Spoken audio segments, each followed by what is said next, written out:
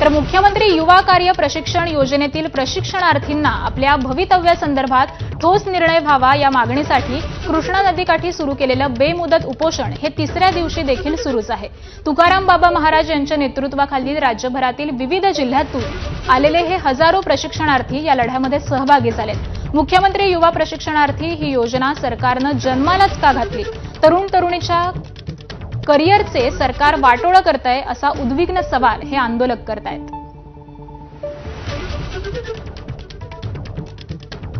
राज्यामधील मुख्यमंत्री युवा प्रशिक्षणार्थी सांगलीमध्ये आपल्या मागण्यासाठी 2 दिवसापासून आंदोलन करतायत, मात्र सरकारी दरबारी याची दखल घेतली जात नाही, हे दुर्दैवाचं आहे। आपल्यासोबत बोलण्यासाठी या आंदोलनाचं नेतृत्व करणारे तुकाराम बाबा महाराज, सरकारने हा निर्णय जो घेतलेला आहे चांगल्या पोरांचं चांगलं चाललेलं वाटोळ घराचा निर्णय घेतलेला आहे। स्वतःचं म्हणजे दुसऱ्याची दाढी जळावी पण माझी, दुसऱ्याचं घर पेटावं पण माझी बिडी पेटावी, अशी म्हणणारी परिस्थिती सरकारची निर्माण झालेली मला वाटतंय।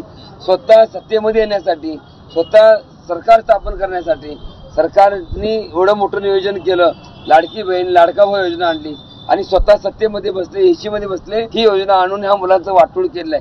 नाही केलं असतं योजना तरी काय विचार नसतं, तर देवेंद्र फडणवीस साहेबांच्या माध्यमातून ही योजना, एकनाथ शिंदे साहेबांच्या माध्यमातून ही योजना, परत मुदत वाढ भेटली, पण सरकार यावर गांभीर्य का नाहीये, विचार का करत नाही? एवढे आंदोलन करतात, एवढे रस्त्यावर उतरतात, तरी देखील सरकार। कॅमेरापर्सन योगेश सोबत कुलदीप माने, एबीपी माझा, सांगली। मुख्यमंत्री युवा कार्य प्रशिक्षणार्थींचं दुसऱ्या दिवशी बेमुदत उपोषण। तुकाराम बाबा महाराजांच्या नेतृत्वाखाली बेमुदत उपोषण सुरू।